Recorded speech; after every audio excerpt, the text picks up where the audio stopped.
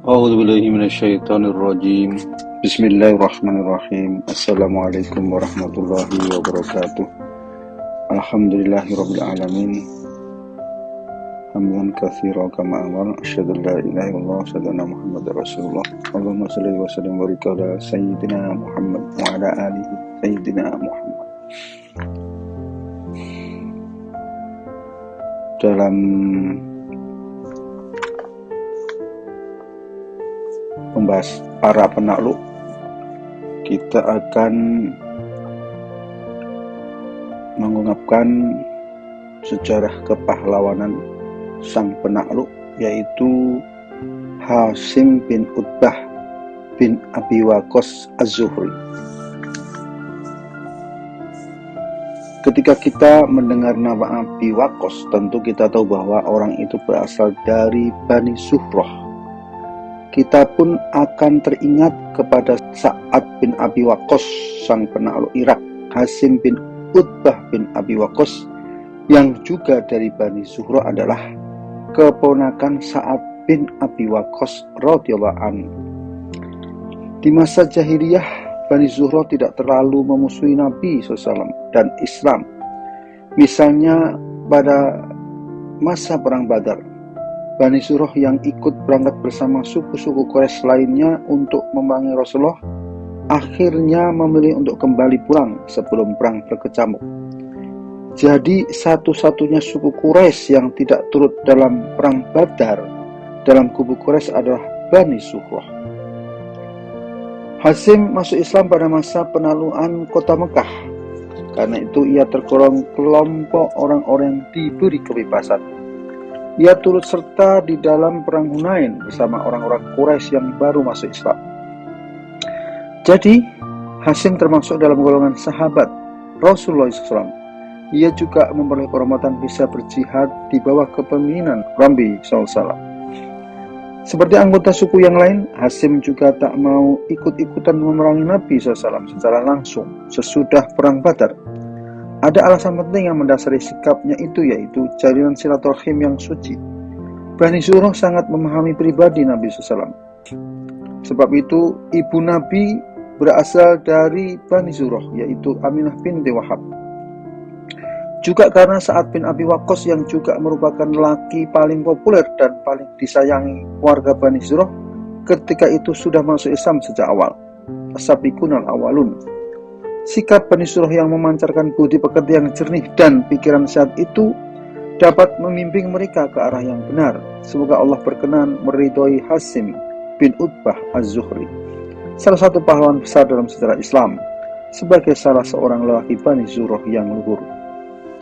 Hasyim bin Utbah bin Abi Waqqas turut serta dalam perang melawan orang-orang yang murtad dari Islam di bawah kepemimpinan Panglima Khalid bin Walid. Ketika perang melawan orang-orang murtad itu selesai, Hasyim menyertai Khalid berangkat ke Irak untuk membebaskan negeri yang dihuni suku-suku Arab itu dari tangan penjajah Persia. Ketika Khalid bin Walid bergerak menuju negeri Syam, Hasyim termasuk orang-orang yang direkrut Khalid dari kelompok pasukan Irak. Ia terus bersama Khalid di banyak misi penaklukan ke Syam. Hasyim tergolong seorang komandan yang tulus dan sangat teguh berpegang pada akidah Islam. Bahkan ia bersikap tulus terhadap Islam dan memberikan peran serta yang besar, juga tulus di dalam melaksanakan akidahnya. Ketika perang Yarmouk berlangsung, yang merupakan peristiwa yang sangat dikenang oleh Hasyim, ia tampil sebagai seorang penyelamat, pemberani, komandan, dan ahli strategi. Pada saat Khalid sang panglima membutuhkan seorang lelaki pemberani yang rela berkorban dan berjiwa patriot, maka Khalid melirik ke arah Hasyim bin Utbah bin Az-Zuhri dan memilihnya untuk memimpin pasukan berani mati dari kalangan Ansor dan Muhajirin yang jumlah mereka hanya 100 orang berkuda. Penetapan Hasyim dan para sahabat yang berada di bawah pemimpinannya untuk masuk dalam pasukan khusus itu bertujuan untuk menggebrak nyali pasukan Romawi. Dan ternyata strategi itu berhasil, apalagi mereka juga seringkali membuat manuver gerakan yang mengejutkan pasukan musuh hingga memporak-porandakan mereka. Setelah sukses memimpin pasukan khusus itu, Khalid lalu mengangkat Hasyim menjadi salah satu komandan pasukan infanteri. Pertempuran dimulai dengan dahsyat. Hasim bertempur dengan gagah berani, semangat tinggi dan berani mati di perang Yarmouk ini. Sampai-sampai ia kehilangan sebelah matanya. Meski demikian, ia tetap memimpin pasukannya dan melakukan pukulan-pukulan gencar. Keberaniannya saat melawan pasukan Romawi yang sangat kuat masa itu meninggalkan kesan mendalam di dalam memori dan jiwa seluruh mujahidin. Bersama-sama perang di Qadisiyah dengan Sa'ad bin Abi Waqqas. Menjelang meletusnya perang Qadisiyah di Irak, Panglima pasukan Islam di Irak Sa'ad bin Abi Waqqas meminta tambahan pasukan pada Khalifah Umar ibn Khattab untuk bisa menandingi jumlah pasukan Persia yang mencapai 120.000 personil. Pasukan Sa'ad kala itu hanyalah berjumlah 20.000 personil. Khalifah Umar lalu mengeluarkan perintah pada panglima perang gabungan di Syam, yaitu Abu Ubaidah bin Jarrah, agar mengirim sebagian pasukannya untuk membantu Sa'ad di Irak. Abu Ubaidah lalu menyiapkan pasukan inti yang telah sukses menaklukkan seluruh Syam. 1 bulan sebelum meletus pertempuran di Qadisiyah yang jumlahnya sekitar 8.000 personel untuk berangkat ke Irak. Pasukan ini diambil dari pasukan pimpinan Khalid bin Walid yang memang asalnya dari pasukan di Irak, yang kemudian diperbantukan ke Syam. Hasim bin Utbah ditetapkan sebagai komandan pasukan ini, dibantu oleh Al-Qaqa bin Amru At-Tamimi. Abu Ubaidah memerintahkan pasukan Hasim itu untuk bergerak cepat ke Irak untuk membantu Sa'ad bin Abi Waqqas. Al-Qaqa sampai di markas Sa'ad di suatu subuh hari di Aghwad, artinya hari perang Qadisiyah. Pasukan baru ini langsung terjun ke tengah medan pertempuran dengan semangat menggelora untuk mempertahankan kekuatan muslimin.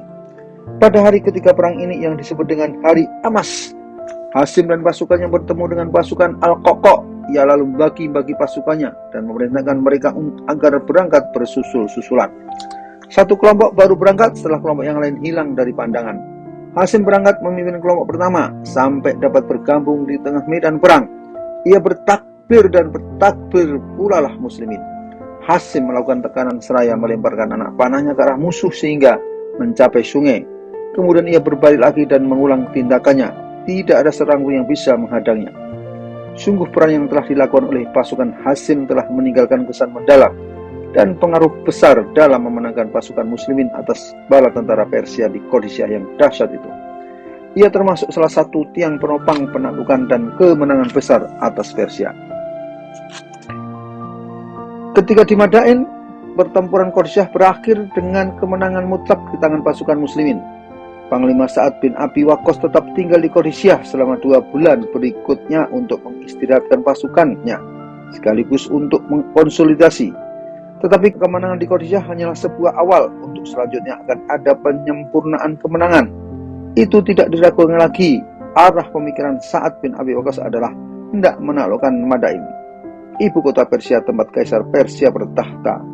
Dari situ kemudian menaklukkan Irak seluruhnya dan mengamankannya dari serangan musuh sehingga militer Islam tak tertandingi lagi dan menjadi pelopor atau jembatan ke depan bagi generasi muslimin selanjutnya. Ketika Sa'ad masih berpikir dan merenung, tiba-tiba datanglah perintah Amirul Mukminin Umar ibn Khattab untuk segera bergerak menaklukkan Madain, ibu kota Persia saat itu. Saat segera melengkapi pasukannya dengan peralatan tempur yang lebih modern, ia menetapkan komandan perang untuk memimpin beberapa batalion pasukannya antara lain Zurah bin Hawiyah, Abdullah bin Al-Mughnim, Surahbil bin As-Samit, dan keponakannya sendiri Hasim bin Utbah bin Abi Waqqas Az-Zuhri. Hasim menggantikan Khalid Urfatah yang ditukan saat ke As-Saqah. Pasukan muslimin kembali berangkat untuk menggapai kemenangan demi kemenangan melalui peperangan Persia, sebuah kota kuno di Babilonia, dan di Babil Sayed, yaitu kota yang berdekatan dengan wilayah Madain, yang dikenal dengan sebutan Sabat Kisra. Di Sabat ini Hasim membunuh seekor singa terlatih peliharaan Raja Persia. Saat itu Hasim sebenarnya tak melihat singa itu ketika binatang buas tersebut menerkamnya. Untung Hasim bisa menghindar dan lantas menikam singa itu dengan pedangnya. Kafilah pembawa kebenaran ini melanjutkan perjalanan, merajap dengan kekuatan di belakang sang tokoh pemberani untuk membersihkan bumi Irak dari masyarakat batil, supaya mereka bergabung dalam Islam. Sehingga tibalah Hasyim di Madain bersama para penakluk lainnya. Selanjutnya, Hasyim bergerak untuk melakukan peperangan di Jalulah, yaitu Jalulah terletak di dekat sungai Diyala. Jarak antara Jalulah dengan Khonokin adalah sejauh 7 farsah, atau setara dengan jarak Bakubah sampai Khonokin di perbatasan dengan Iran sekarang. Demikian itulah letak lokasinya menurut beberapa sumber. Belum lagi muslimin masuk ke Madain, tiba-tiba mereka mengetahui bahwa pasukan Persia sudah membuat markas di Jalulah, sebuah kota di jalan menuju Khurasan sebelah utara Madain. Khalifah Umar menyurati Panglima Sa'ad bin Abi Waqqas, antara lain berisi, kirim Hasyim bin Utbah ke Jalulah bersama 12.000 anggota pasukan dan tempatkan Al-Qaqa' bin Amru pada bagian depan, sedang di sayap kiri Masar bin Malik, pada sayap kanan Amr bin Malik bin Utbah, sedang di bagian belakang tempatkan Amr bin Murrah al-Juhani. Perintah itu segera dilaksanakan oleh Sa'ad. Hasyim keluar melalui Madain sehingga sampai ke Jalulah, kemudian mengepung parit-parit mereka dan mengelilingi mereka. Pengepungan berjalan sekitar 80 hari. Perbekalan pangan pasukan Persia berlimpah, jauh lebih banyak dibandingkan pasukan muslimin. Lalu keluar orang-orang Persia itu dari parit-parit mereka menuju medan pertempuran. Dua pasukan itu saling bertemu dan saling membunuh. Hasyim segera bangkit berpidato di hadapan pasukannya. Bersabarlah menghadapi ujian, niscaya ganjaran murid cukban dan juga rampasan perang, dan berbuatlah untuk Allah. Pertempuran berjalan dengan seru, kedua belah pihak saling menyerang dengan sengit, bahkan konon lebih sengit dibandingkan perang malam hari dalam pertempuran Qadisiyah. Al-Qaqa' berhasil masuk ke parit-parit dan tempat persembunyian mereka. Pasukan muslimin terus menekan musuh dari berbagai penjuru, menimbulkan korban besar di pihak Persia. Puluhan ribuan tentara Persia tewas dan hanya sebagian kecil yang lolos dari maut. Dari Jalulah, Hasyim memerintahkan pasukan Al-Qaqa' untuk bergerak maju ke Khonakin dan Helwan, yang hasilnya gemilang. Saat mengabarkan ke Khalifah Umar tentang sukses besar di Jalulah dan Helwan, ia meminta izin Khalifah untuk masuk ke wilayah Iran menembus dataran tinggi Zagros. Tetapi Umar melarangnya. Aku ingin ada pembatas yang membentang di antara dataran dan wilayah pegunungan, sehingga mereka tak dapat menyerang kita dan kita pun tidak mengganggu mereka. Saya lebih mengutamakan keselamatan kaum muslimin dalam peperangan, kata Umar membalas surat Sa'ad. Sesudah kemenangan di Jalulah yang menandai takluknya seluruh wilayah di Irak ke tangan muslimin, Hasyim bin Utbah berpindah ke Kufah bersama pamannya Sa'ad bin Abi Waqqas, yang membantu sang paman untuk menanggulangi berbagai masalah di Irak. Hasyim pun melanjutkan aktivitas militer bersama pamannya pada hari-hari penaklukan lainnya, sampai saat meninggalkan Kufah di tahun 20 Hijriah. Hasyim adalah laki pemberani. Di dalam seluruh peperangan yang diikutinya, beliau termasuk dalam jajaran para patriot muslimin sampai ia dijuluki tukang pukul yang lincah. Sebab beliau cepat memukul dalam peperangan, artinya sikap di dalam menyerang ke hadapan musuh. Karena kecepatan dan keahliannya itu, Hasyim juga termasuk salah seorang yang dipilih untuk menangkap Abu Lu'lu', si pembunuh Khalifah Umar ibn Khattab radhiyallahu anhu. Hasyim memiliki kepribadian yang mulia, dermawan, suka memberi, memenuhi janji, jujur dan cerdik. Sahabat Rasulullah ini tidak suka jabatan, sehingga ia tak pernah mengharapkan sebuah jabatan dan atau kepemimpinan. Semoga Allah merahmati Hasyim bin Utbah bin Abi Waqqas Az-Zuhri. Assalamualaikum warahmatullahi wabarakatuh.